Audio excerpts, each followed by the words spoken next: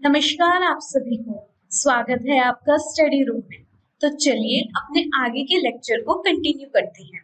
तो अब तक हमने अपने पिछले लेक्चर में क्या देखा था, हमने ये कुछ विधि देखी थी जिससे हम अपने मिश्रण के घटकों का अलगाव कर सकते हैं। उस विधि में हमने अपनी सबसे पहली विधि कौन सी देखी थी? वाष्पीकरण की विधि देखी थी। क्या देखा था? वाष्पीकरण की विधि देखी थी, जिसमें हमने क्या देखा था कि पानी और स्याही को अलग कैसे किया जा सकता है, वो हो गया था। उसके बाद हमने कौन सी विधि देखी थी? उसके बाद हमने देखा था कि यदि दूध और क्रीम को अलग किया जाए तो उसके लिए हम कौन सी विधि का इस्तेमाल करते हैं? उसको कहते हैं अपकेंद्रीकरण। ठीक है, तो हमने अपकेंद्रीकरण देखा था। अपकेंद्रीकरण, ठीक है। और अपकेंद्रीकरण के हमने क्या देखे थे? कुछ अनुप्रयोग भी देखे थे।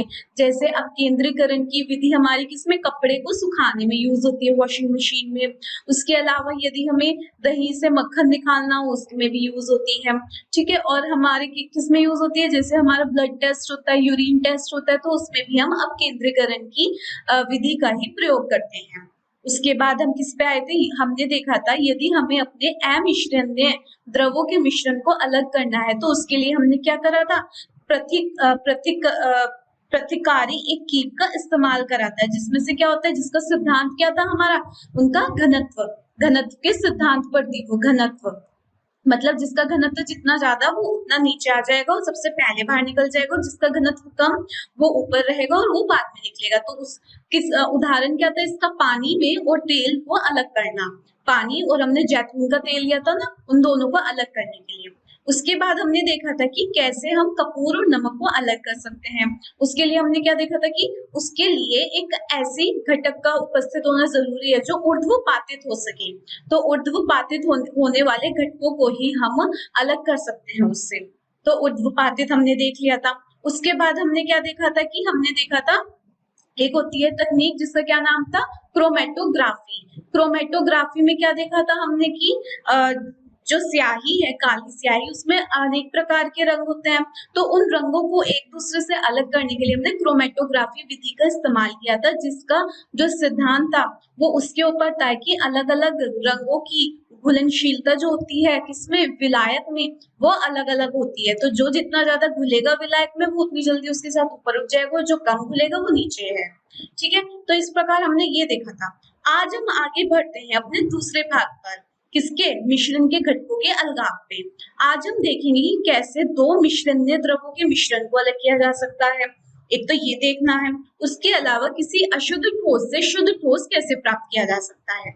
आज हमें इन दो विधियों को, इन दो चीजों को अलग करने के लिए हम विधि देखेंगे। तो चलिए चलते हैं और बहुत कुछ सीखते हैं। तो देखिए, सबसे पहला क्रियाकलाप आएगा इसमें कि यदि हमें दो घुलनशील द्रवों जो एक दूसरे में मिश्रण बन जाते हैं, द्रव के मिश्रणों को किस प्रकार अलग कर सकते हैं, तो उसकी उस विधि का नाम होता है आसवन। आसवन की विधि होती है वो। आसवन मतलब डिस्टिलेशन। और इसका सिद्धांत क्या होता है? वो उन द्रवों के क्वथनांक पर होता है। ठीक है, मतलब जिसका क्वथनांक जो होता है वो कम होगा, वो पहले वाष्पित हो जाएगा, वाष्पित होके वो संघनित हो जाएगा, अलग निकल जाएगा। और जिसका क्वथनांक ज्यादा होगा वो शेष उसमें ही रहेगा। किसमें? आसवन फ्लास्क में रहेगा। तो देखिए क्या कहते हैं कि आइए, क्या होता है इसमें कि हम एसीटोन लेते हैं और जल को उनके मिश्रण से अलग करने का प्रयास करते हैं। तो मिश्रण को आसवन फ्लास्क में ले, हमने मिश्रण जो है वो आसवन फ्लास्क में ले लिया है। उसमें क्या करेंगे हम? एक थर्मामीटर, ऊपर एक थर्मामीटर लगा देंगे। थर्मामीटर का इस्तेमाल क्या होगा कि थर्मामीटर उसमें क्वथनांक पता चल जाएगा। जिसका क्वथनांक कम होगा और जिस क्वथनांक पे जब वो आ जाएगा थर्मामीटर, हमें वो टेम्परेचर दिखा देगा। तो हमें पता चल जाएगा कि जिसका क्वथनांक वो होगा वो उस क्वथनांक पे वाष्पित होना शुरू हो जाएगा। वाष्पित हो जाएगा पूरा का पूरा, इसका मतलब हम उसे संघनित करके अलग निकाल सकते हैं। तो थर्मामीटर का इस्तेमाल इसलिए करते हैं। तो मिश्रण को हम धीरे धीरे गर्म करना जो है वो शुरू करेंगे।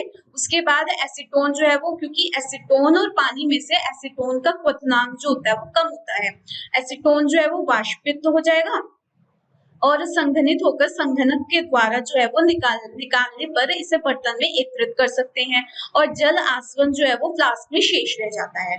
तो देखिए अब हम इसे एक चित्र के द्वारा समझने की कोशिश करते हैं। तो इसको कहा जाता है, ये जो आपको फ्लास्क दिख रहा है इसको बोलते हैं हम आसवन फ्लास्क। इसमें हमने जल और एसीटोन का क्या ले लिया, घोल ले लिया है, मिश्रण ले लिया है। हमने इसमें ऊपर से थर्मामीटर लगा दिया। जब हमने इसको गर्म करना शुरू करा तो हमने देखा कि किसका, एसीटोन का क्वथनांक जो है वो पहुंच रहा है। तो उस क्वथनांक पे एसीटोन पूरा का पूरा वाष्पित हो गया होगा, वो यहाँ से वाष्पित होता होता इसके द्वारा आएगा। इसको हम बोलते हैं संघनक। ठीक है, मतलब संघनक बोलते हैं, मतलब कंडेंसर। ये होता है हमारा संघनक। ठीक है, कंडेंसर। अब यहाँ पे हम ठंडा पानी डालेंगे। ठंडा पानी का निकास करके क्या हो जाएगा, जो उसके क्या थे, वाष्प थे, वो वाष्प द्रव में बदल जाएंगे और उन द्रवों को हम, वो संघनित होकर द्रव जो होते हैं उन द्रवों को हम अलग से एकत्रित कर सकते हैं। और जो जल है वो शेष किस में रह जाएगा, वो आसवन फ्लास्क में रह जाएगा। तो इस विधि को हम बोलते हैं आसवन। इसको साधारण आसवन बोला गया है। तो ये तो हो गया आसवन। तो इससे हमने क्या पता चला कि जैसे जैसे तापमान बढ़ता है एसीटोन वाष्पित होने लगता है और इसके क्वथनांक पर पूरा एसीटोन पानी से अलग हो जाता है। ठीक है, तो आसवन विधि में दो मिश्रणीय द्रवों वाले मिश्रण के घटकों को अलग किया जा सकता है, जो बिना अपघटन के, मतलब बिना टूटे हुए, अपघटन किसे बोलते हैं, बिना टूटे हुए ठीक है, के उबालते हैं और उनके क्वथनांक जो होता है, उनका जो बॉइलिंग पॉइंट होता है वो उनमें पर्याप्त अंतर होता है, पर उनके क्वथनांक में अंतर होना चाहिए। यदि कोई दो चीजों का क्वथनांक जो है वो आसपास होगा तो वो दोनों जब तक उस क्वथनांक पर पहुंचेंगे दोनों वाष्पित होना शुरू हो जाएंगे ना, तो ऐसे तो फिर हम अलग ही नहीं कर पाएंगे। तो क्वथनांक में अंतर होना चाहिए। ठीक है, तभी हम क्या कर सकते हैं, दो मिश्रणीय घोलों के द्रवों को अलग कर सकते हैं। तो अब आते हैं कि प्रभाजी आसवन क्या होता है। तो देखिए अभी हमने क्या देखा, आसवन देखा। अब आता है कि प्रभाजी का मतलब क्या होता है। देखिए प्रभाजी आसवन जो होता है वो आसवन जैसा ही होता है, बस इसमें क्या होता है कि दो ऐसे मिश्रणीय द्रवों को लिया जाता है जिनके क्वथनांक के बीच का जो अंतर होता है वो कितना होता है, 25 केल्विन से कम का होता है। ठीक है, जिनके क्वथनांक का अंतर किसका होता है, 25 केल्विन से कम का होता है। तो उसके लिए हम फ्रैक्शनल डिस्टिलेशन मतलब प्रभाजी आसवन का इस्तेमाल करते हैं। होता बिल्कुल ये आसवन जैसे ही है, जैसे आसवन की टेक्निक होती है हमारी, ऐसे ही इसकी विधि होती है। तो देखिए इसमें कहा गया है कि दो या दो से अधिक घुलनशील द्रवों के मिश्रण को अलग करने के लिए हम, जिनके क्वथनांक में अंतर जो है वो 25 केल्विन से कम है, ठीक है, उनको भिन्नात्मक आसवन मतलब प्रभाजी आसवन ही होता है, प्रभाजी आसवन ही होता है, प्रक्रिया का उपयोग किया जाता है। उदाहरण के लिए जैसे वायु में विभिन्न गैसों को पृथक्करण करने के लिए, वायु में हमने बताया था वायु में कितने प्रकार की गैसें होती है, जैसे ऑक्सीजन हो गई, नाइट्रोजन हो गई, हमारी आर्गन हो गई। तो यदि उन गैसों को अलग करना है तो हम इस प्रभाजी आसवन का इस्तेमाल करते हैं। हम क्या करेंगे उसमें, प्रभाजी आसवन में, कि हम गैस पर क्या करते हैं, दबाव डालते हैं, जिससे जो गैस है वो द्रव में बदल जाती है। द्रव में बदलने के बाद जिसका क्वथनांक कम होता है वो गैस पहले अलग हो जाती है, जिसका क्वथनांक ज्यादा होता है वो गैस बाद में अलग होती है। तो इस प्रकार गैसों को अलग किया जा सकता है। तथा पेट्रोलियम उत्पादों से उनके विभिन्न घटकों को पृथक्करण करना। ठीक है, पेट्रोलियम उत्पादों से उनके विभिन्न घटकों को अलग अलग करना, ये भी हमारा किसका उदाहरण है, प्रभाजी आसवन का। तो यह उपकरण साधारण आसवन के समान होता है, बस इसमें अंतर क्या आता है कि इसमें आसवन फ्लास्क और संघनक के बीच में क्या होता है, एक प्रभाजी स्तंभ लगाया जाता है, प्रभाजी स्तंभ का इस्तेमाल किया जाता है। ठीक है, तो देखिए हम चित्र में इसका देखते हैं कि कैसे होता है। देखिए वैसे ही है जैसे आसवन में एक क्या होता है, डिस्टिलेशन फ्लास्क होता है, इसको क्या बोलते हैं, आसवन फ्लास्क। इसमें हमने मिश्रण ले लिया, फिर बस हमारा किसके बीच में, ये संघनक था हमारा, संघनक और आसवन फ्लास्क के बीच में ये प्रभाजी स्तंभ लगाया गया है। और इस प्रभाजी स्तंभ में अब हमने थर्मामीटर लगाया, तो हमारे घटक होंगे वो यहाँ पर आएंगे, उनके क्वथनांक के सिद्धांत पर वो अलग होते चले जाएंगे, वाष्पित होते चले जाएंगे, और जैसे जैसे वो वाष्पित होते चले जाएंगे वो यहाँ पे संघनित होकर संघनक के थ्रू क्या हो जाएंगे, पानी का निकास अंदर से करेंगे और द्रव में बदल के वो अलग अलग होते रहेंगे। तो शुद्ध तरल घटक जो है वो बाहर निकलते रहेंगे। तो होती बिल्कुल किसके जैसी है, आसवन की विधि के जैसी ही होती है। बस इसमें क्या होता है, आसवन फ्लास्क और संघनक के बीच में एक प्रभाजी स्तंभ होता है। ठीक है, इस तरीके से। तो अब आता है इसमें कि वायु से गैसों को कैसे प्राप्त कर सकते हैं। तो देखिए, हमने अभी देखा था यदि वायु से गैसों को प्राप्त करना है तो उसमें भी हम प्रभाजी आसवन का ही इस्तेमाल करते हैं। ठीक है, उस विधि को हम प्रभाजी आसवन कहते हैं। तो वायु क्या होता है, वायु हमने पढ़ा था एक समांगी मिश्रण है। समांगी मिश्रण का मतलब हमने क्या देखा था कि जिसके घटकों को मतलब बाहर से अलग अलग नहीं किया जा सकता है, वो एक दूसरे में बहुत समान रूप से मिश्रित होते हैं। तो इसके लिए हम क्या इस्तेमाल करेंगे, प्रभाजी आसवन का इस्तेमाल करेंगे। तो देखिए, यदि हम वायु में, यदि हमें ऑक्सीजन गैस को अलग करना है बाकी सभी गैसों से, तो हम क्या करेंगे, उसके ऊपर क्या करेंगे, दबाव बढ़ाया जाता है, वायु के ऊपर दबाव बढ़ाया जाएगा और फिर ताप को घटाकर मतलब उसको ठंडा कर कर उसको संपीड़ित किया जाता है। ठीक है, उसको हम एकत्रित कर लेते हैं। तो इस द्रवित गैस को प्रभाजी आसवन स्तंभ में धीरे धीरे गर्म किया जाता है और जहां सभी गैसें जो है वो विभिन्न ऊंचाइयों पर अपने क्वथनांक के अनुसार जो है वो अलग हो जाती है। मतलब क्या किया जाएगा, पहले हमने जैसे ये गैस, बहुत सारी गैसें हैं, इस गैस पर हमने क्या लगाया, दबाव बढ़ा दिया। ठीक है, इस पर हमने दबाव जो है वो बढ़ा दिया, दबाव बढ़ा दिया, वो जो गैस है वो द्रव में बदल जाएगी। अब उस द्रव को हम कहाँ से पास करेंगे, उसको ठंडा करेंगे। तो ठंडा करने के लिए यहाँ से हम पानी डालेंगे, उसको ठंडा करने के लिए पानी डाल दिया तो वो द्रव में बदल रही है। अब उसको हम क्या करेंगे, यहाँ पर हम अपना प्रभाजी स्तंभ लगाते हैं। प्रभाजी स्तंभ में उसको गर्म करना फिर से शुरू करेंगे। ठीक है, जब उसको गर्म कर देंगे तो जिसका क्वथनांक कम होगा वो गैस अलग हो जाएगी और जिसका क्वथनांक ज्यादा होगा वो यही शेष रहेगी। तो इस प्रकार सभी गैसों को हम उनके क्वथनांक के सिद्धांत पर अलग अलग कर सकते हैं। ठीक है, तो इसको हम बोलते हैं प्रभाजी आसवन। तो अब जैसे ये क्वेश्चन है हमारा, बुद्धिशीलता प्रश्न है कि वायु में उपस्थित गैसों को उनके क्वथनांक के बढ़ते क्रम में व्यवस्थित कीजिए और हवा को ठंडा करने पर सबसे पहला कौन सा घटक द्रव में परिवर्तित होता है। देखिए, अभी हमने कहा कि सबसे पहले इनको इनके बढ़ते क्रम में व्यवस्थित कीजिए। तो यदि इनको इनके बढ़ते क्रम में लगाना है तो वो हमें उनका क्वथनांक पता होना चाहिए। तो हम इनका क्वथनांक देख लेंगे, जो भी इनका क्वथनांक होगा उसको उनके बढ़ते क्रम में लगा देंगे। उसके बाद इन्होंने पूछा है कि ठंडा करने पर सबसे पहली कौन सी गैस बाहर आएगी।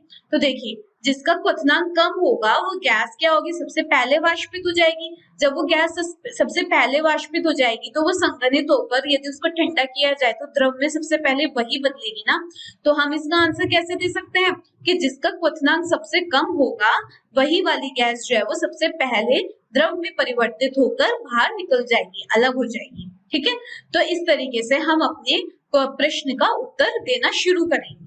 ठीक है, तो ऐसे आपको समझना है कि क्या हमें दिया हुआ है। अब देखते हैं, तो अभी हमने कौन सी विधि देखी, अभी हमने देखा कि कैसे हम दो मिश्रण मतलब घुलनशील द्रवों के मिश्रण को अलग कैसे कर सकते हैं। तो उनको कैसे देखा हमने, आसवन की विधि देखी या उसको प्रभाजी आसवन की विधि भी कह सकते हैं। तो ये हमने इतना सीख लिया है। अब हम चलते हैं कि यदि हमें किसी अशुद्ध नमूने में से शुद्ध कॉपर सल्फेट प्राप्त कैसे करें। जैसे आपको कहा जाए कि आपके पास जो घर में नमक होता है, नमक जो होता है वो कहाँ से मिलता है। देखिए, जैसे हम पानी, समुद्र का पानी जो होता है खरा होता है, तो उस खरे पानी में क्यों खरा होता है, क्योंकि उसमें नमक होता है। तो हम क्या करते हैं, उसको वाष्पीकरण करके या आसवन की विधि द्वारा पानी और नमक को अलग कर लेते हैं। अब क्या वो नमक फिर भी शुद्ध होता है? नहीं, वो नमक शुद्ध नहीं होता है, उसको हम अभी भी खा नहीं सकते हैं। तो उस शुद्ध ठोस अशुद्ध ठोस को कैसे शुद्ध ठोस में बदला जाता है, उसी विधि को हम क्रिस्टलीकरण बोलते हैं। ठीक है, तो अशुद्ध नमूने को शुद्ध नमूने में कैसे बदला जाए, उस विधि का नाम होता है क्रिस्टलीकरण। ठीक है, तो देखिए, तो हम क्या करते हैं क्रिस्टलीकरण की विधि में कि एक चीनी मिट्टी की हम क्या लेते हैं, प्याली लेते हैं। देखिए, जैसे ये चीनी मिट्टी की ऐसे प्याली हो जाएगी, इसके ऊपर हम क्या करेंगे, थोड़ा सा इसके अंदर हमने कॉपर सल्फेट डाल दिया, CuSO4 जैसे 5 ग्राम डाल दिया। उसमें थोड़ा सा कम से कम पानी मिला है जिससे इसका संतृप्त घोल बन जाए। ठीक है, तो इसका क्या बन जाएगा, इसके अंदर हमने थोड़ा सा पानी मिला दिया, इसका ये विलयन बन गया। ठीक है, एक विलयन बन गया। अब ये विलयन को हम छानक के द्वारा उसको छान लेंगे, तो अशुद्धियां जो है वो छानक में रह जाएंगी। ठीक है। फिर हमने इसको ऐसे एक नीचे ये अपना ऐसे लिया, ठीक है, ये ऐसे फ्लास्क लिया, इसमें हमने फनल लगाया, ठीक है, और इस फनल में हमने क्या है यहाँ पर ये छानक लगाया। अब इस छानक में इसको छानेंगे तो जो अशुद्धियां हैं वो तो छानक में रह जाएंगी, और ये जो कॉपर सल्फेट और जल का विलयन है वो यहाँ आ जाएगा। ये शुद्ध विलयन आ गया यहाँ पर, ये शुद्ध विलयन आ गया। अब इस शुद्ध विलयन में से हमें क्या करना है, शुद्ध कॉपर सल्फेट के ठोस निकालना है। तो हम क्या करेंगे, इसमें से जल को हमें वाष्पित करना होगा, तो जल को हम वाष्पित कर देंगे, जल वाष्पित कर देंगे, वाष्पित, ठीक है, जल को हम वाष्पित कर देंगे, जल वाष्पित हो जाएगा। फिर यहाँ पर जो कॉपर सल्फेट का ठोस बचेगा उसको हम छानक पर ढक के रख देंगे। यहाँ पर ये कॉपर सल्फेट के ठोस को ऐसे छानक पे रख दिया, ये छानक है, ठीक है, ये क्या है हमारा छानक, और इसको हम इसके ऊपर एक और छानक से ढक देंगे। तो इसको ढक दिया, उसके बाद इसको जो हमारे कमरे का तापमान होता है उस पर ठंडा होने देंगे, और जब ठंडा होने के बाद हम इसको देखेंगे तो हमें मिलेंगे कॉपर सल्फेट के बहुत ही सुंदर क्रिस्टल्स, और इसी पूरी विधि को हम क्रिस्टलीकरण कहते हैं। तो हमने अपने अशुद्ध कॉपर सल्फेट में से शुद्ध कॉपर सल्फेट जो है वो प्राप्त कर लिया है, और जो इसके जो क्रिस्टल्स होते हैं वो पहले से बहुत ही ज्यादा निश्चित होते हैं, अधिक आकार में क्या होते हैं, बहुत ही निश्चित होते हैं, मतलब डेफिनेट होते हैं पहले की तुलना में, ठीक है। तो हम क्रिस्टलीकरण की प्रक्रिया का प्रयोग करके अशुद्ध नमूने से शुद्ध कॉपर सल्फेट प्राप्त कर सकते हैं, ठीक है, क्रिस्टलीकरण की प्रक्रिया बोलते हैं इसको। तो अशुद्ध नमूने से शुद्ध कॉपर सल्फेट प्राप्त कर सकते हैं। तो देखिए अब आता है कि क्रिस्टलीकरण क्या होता है। तो क्रिस्टलीकरण अब हम कैसे कर सकते हैं, यदि हमें अशुद्ध नमूने में से किसी शुद्ध नमूने को, शुद्ध ठोस को निकालना हो तो उसी क्रिया को हम क्रिस्टलीकरण कहते हैं। तो क्रिस्टलीकरण क्या है, एक ऐसी प्रक्रिया है जो एक शुद्ध ठोस को उसके विलयन से अलग करती है, ठीक है, जो एक शुद्ध ठोस को उसके विलयन से अलग करती है। तो उदाहरण के लिए जैसे समुद्र के पानी से हम सोडियम क्लोराइड जो है वो नमक मिलता है, अब वो नमक फिर भी खाने लायक नहीं होता है क्योंकि उसमें बहुत सारी अशुद्धियां होती हैं। तो उन अशुद्धियों को हटाने के लिए हम उसका क्रिस्टलीकरण करते हैं, तो उससे शुद्ध नमक, जो हमारा अशुद्ध नमक होता है उससे शुद्ध नमक हमारा मिल जाता है। तो इन अशुद्धियों को दूर करने के लिए क्रिस्टलीकरण की प्रक्रिया का प्रयोग किया जाता है। तो उससे हमें ये इतनी बहुत ही सुंदर, मतलब निश्चित आकार के हमें उसके क्रिस्टल्स मिलते हैं पहले की तुलना में, ठीक है। तो अब हमें ये पूछा जाएगा कि क्रिस्टलीकरण हमारा बेहतर विधि होती है या वाष्पीकरण, बताइए आप कौन सी विधि बेहतर होगी हमारी। देखिए क्रिस्टलीकरण जो होता है वो बेहतर होता है किससे, वाष्पीकरण से। अब आप ही बताइए क्रिस्टलीकरण हम क्यों करते हैं। क्रिस्टलीकरण इसलिए तो किया जाता है जिससे अशुद्ध ठोस में से हमें शुद्ध ठोस मिल जाए।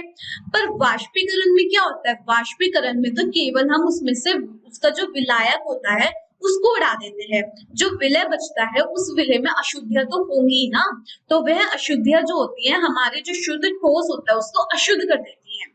इसलिए हमें कहा जाता है कि जो क्रिस्टलीकरण होता है वो बेहतर होता है साधारण वाष्पीकरण से। यही बोला गया है कि कुछ ठोस पदार्थ जो होते हैं वो विघटित हो जाते हैं, या तो विघटित हो जाएंगे जब हम वाष्पीकरण करेंगे, या वो झुलस जाएंगे, जैसे जो चीनी जैसे होते हैं वो झुलस जाती हैं। तो छानने के पश्चात उनमें अशुद्ध विलय पदार्थ को विलायक में घोलने पर विलयन में कुछ अशुद्धियां जो है वो रह जाती हैं। इसलिए वाष्पीकरण होने पर यह अशुद्धियां जो है वो ठोस को दूषित कर देती हैं। इसलिए बोला जाता है कि क्रिस्टलीकरण जो होता है वो ज्यादा बेहतर होता है किससे, वाष्पीकरण से। तो अब आते हैं कि क्रिस्टलीकरण के बाद बताइए क्या क्या अनुप्रयोग होंगे।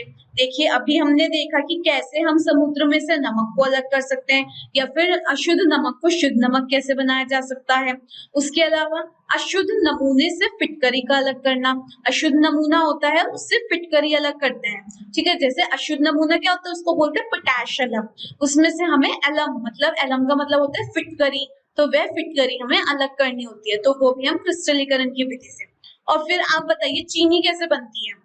देखिए हम बोलते हैं ना चीनी जो होती है वो गन्ने से बनती है, तो गन्ने से चीनी जो बनाई जाती है वो हमारे क्रिस्टलीकरण की विधि से बनती है। हम क्या करेंगे, गन्ने का जो रस होगा हम उसे क्या कर देंगे, उसको पानी में मिला देंगे, उसके बाद उसको छान लेंगे, तो उसका विलयन को छान लिया तो अशुद्धियां रह जाएंगी। उसके बाद उसको क्या करेंगे, उसको ठंडा होने देंगे, ठीक है, मतलब उसको क्या करेंगे, उसमें से पानी जो है वो वाष्पित कर देंगे, तो जो हमारे क्रिस्टल्स रह जाएंगे वो हमारे चीनी के क्रिस्टल्स होते हैं। तो इस प्रकार से हम चीनी जो है वो प्राप्त करते हैं, किसकी विधि के द्वारा, क्रिस्टलीकरण की विधि के द्वारा ही, ठीक है। तो ये सब हो गई है। उसके बाद अब देखते हैं, अब आते हैं हम अपने पहले प्रश्न पर। तो पहला प्रश्न है कि पेट्रोल और मिट्टी का तेल है कि हमारे पास एक घोल है, ठीक है, यह घोल है और इसमें आपने पेट्रोल भी मिला दिया, ठीक है, पेट्रोल भी मिला दिया और आपने मिट्टी का तेल भी मिला दिया, मिट्टी का तेल भी मिला दिया। अब मैं आपको कह दूं कि बच्चों चलो आप इन दोनों को अलग करो, ये कौन से घोल हो गए, दो मिश्रणीय घोल हो गए जिनकी जो एक दूसरे में घुल गए हैं। तो हमने सबसे पहले अपनी विधि कौन सी देखी थी, यदि हमें दो मिश्रणीय घोलों को अलग करना है तो उसके लिए, और जिनके क्वथनांक में 25 केल्विन से कम का क्या होता है, हमारा अंतर होता है, तो उसके लिए हम कौन सी तकनीक का इस्तेमाल करते हैं, प्रभाजी आसवन। तो इसमें कौन सी विधि आएगी, प्रभाजी आसवन।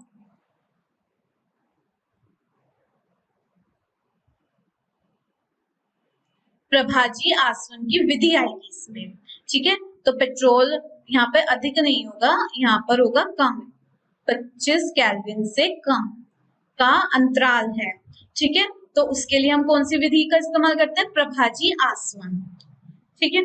उसके बाद अब चलते हैं दूसरे प्रश्न पर कि पृथक करने की सामान्य विधियों के नाम दें। तो देखिए, दही से मक्खन निकालना, याद कीजिए हमने पहले भाग में कौन सी विधियां पढ़ी थी, दही से मक्खन निकालना, कपड़े को सुखाना वॉशिंग मशीन में, तो उस विधि का क्या नाम था, अपकेंद्रीकरण, अपकेंद्रीकरण। तो अपकेंद्रीकरण की विधि के द्वारा हम दही से मक्खन को अलग कर सकते हैं। समुद्र के पानी से नमक अलग करना, बताइए उसमें हमने कौन सी देखी थी, या तो हम उसका वाष्पीकरण कर सकते हैं या हम उसका आसवन कर सकते हैं, आसवन, ठीक है। और यदि हमें अब नमक को, अशुद्ध नमक को शुद्ध नमक में करना हो तो उसके लिए हम क्रिस्टलीकरण करेंगे, ठीक है।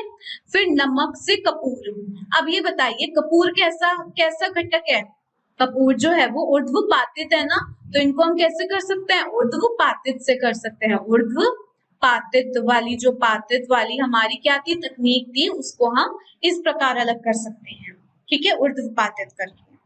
तो ये हमारे तीनों प्रश्नों के उत्तर हुए। अब चलते हैं अपने तीसरे प्रश्न पर। तो तीसरा प्रश्न है, क्रिस्टलीकरण विधि से किस प्रकार के मिश्रणों को पृथक किया गया जाता है। तो बताइए, हम इसमें विलयन बनाते हैं और जो विलयन होता है वो हमारा कैसा मिश्रण होता है, समांगी मिश्रण। तो क्रिस्टलीकरण की विधि से हम समांगी मिश्रणों को पृथक किया जाता है। तो उसको क्या होता है कि अशुद्ध नमूने को उसके शुद्ध ठोस में बनाया जाता है, अशुद्ध नमूने से उसके शुद्ध ठोस को अलग किया जाता है। तो समांगी मिश्रण हो गया और अशुद्ध नमूने से शुद्ध ठोस को। तो आज के लेक्चर में हम इतना ही करेंगे। तो आज के लेक्चर में हमने क्या क्या देखा, हमने सबसे पहले अपनी विधि देखी, आसवन की विधि, आसवन या हम इसको बोल सकते हैं प्रभाजी आसवन, ठीक है। उसके उदाहरण हमने किस किस के देखे, एक तो यदि हमारे दो घुलनशील मिश्रणों को अलग करने के लिए हम इस विधि का इस्तेमाल करते हैं, उसमें हमने उदाहरण देखा था वायु से गैसों को अलग अलग करना, या पेट्रोल, मतलब पेट्रोल जो होता है या मिट्टी का तेल होता है तो उनके घटक को एक दूसरे से अलग अलग करना, इसमें हम प्रभाजी आसवन की तकनीक का इस्तेमाल कर सकते हैं। उसके बाद हमने अपनी दूसरी तकनीक देखी थी क्रिस्टलीकरण।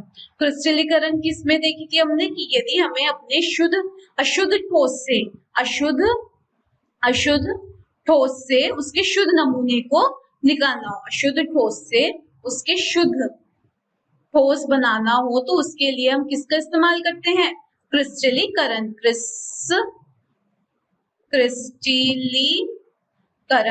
क्रिस्टलीकरण की तकनीक का इस्तेमाल किया जाता है, ठीक है। उसके बाद हमने क्रिस्टलीकरण के कुछ अनुप्रयोग भी देखे थे, कहाँ कहाँ होता है इसका इस्तेमाल, गन्ने से चीनी बनाने में, फिर अशुद्ध नमक को शुद्ध नमक में बनाने में, फिटकरी को उसके नमूने से अलग करने में, तो इसमें हमने क्रिस्टलीकरण विधि का इस्तेमाल देखा। उसके बाद हमने अपने 3 प्रश्नों के उत्तर भी कर लिए। तो इस प्रकार हमारे मिश्रणों का जो घटक होते हैं उनका अलगाव कैसे किया जाता है, उनकी विधियां यही समाप्त होती हैं। अब हम अपने अगले लेक्चर में पढ़ेंगे कि भौतिक और रासायनिक परिवर्तन क्या होते हैं, कि दोनों में अंतर क्या होता है, कैसे पहचाना जाएगा कि भौतिक परिवर्तन क्या है और रासायनिक परिवर्तन क्या है। हम बोलते हैं ठोस से द्रव में बदलना, द्रव से वाष्प में बदलना, क्या ये भौतिक परिवर्तन है या फिर ये रासायनिक परिवर्तन है। उसके बाद हम देखेंगे कि हमारे जो धातु होती है, धातु क्या होते हैं, अधातु क्या होती है, फिर हमारी अधातु क्या होती है, फिर हमारी क्या होती है, ये सब हम देखेंगे। उसके बाद ये हो गए भौतिक और रासायनिक परिवर्तन। तो ये सब चीजें हम अपने अगले लेक्चर में देखेंगे। आज के लिए बस इतना ही। बहुत बहुत शुक्रिया मेरे साथ स्टडी रूम पर जुड़ने के लिए। धन्यवाद।